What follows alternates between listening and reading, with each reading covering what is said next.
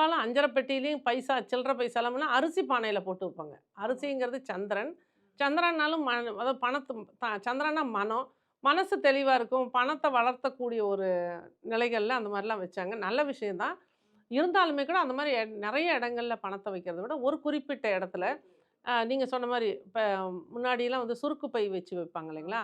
அதுல மகாலட்சுமிக்கு உண்டான நிறம் அப்படின்னு பார்த்தீங்கன்னா, பிங்க்கு. அப்ப அந்த பிங்க் கலர் சுருக்கு பை ஒண்ணு தச்சு, அதுக்குள்ள பணத்த சேமிப்ப போட்டு, இல்ல ஒரு பணத்த கூட வச்சு, அதுலருந்து எடுத்து செலவு பண்ணும் பொழுது, அதாவது அந்த பை ஒண்ணும் பண்ணாது.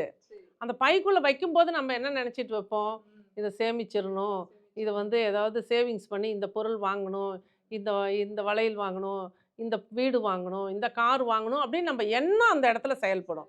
அப்ப அத போட்டு சுருக்கி கட்டி வைக்கும் பொழுது, ப பிங்க் கலரு மகாலட்சுமி அப்படின்னா சுக்கிரன். சுருக்கி கட்டுறது அப்படின்னா கேது.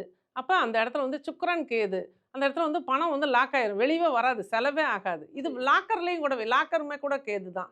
அப்போ வந்து அந்த இடத்துல பணம் அப்படிங்கிறது சுக்கிரன். இந்த மாரி லாக் பண்ணி அப்டேட்டடா நம்ம சொல்லக்கூடிய விஷயங்கள பண்ணி பார்க்கட்டும். ஒரு சுருக்கு பை வச்சு வைக்கலாம்.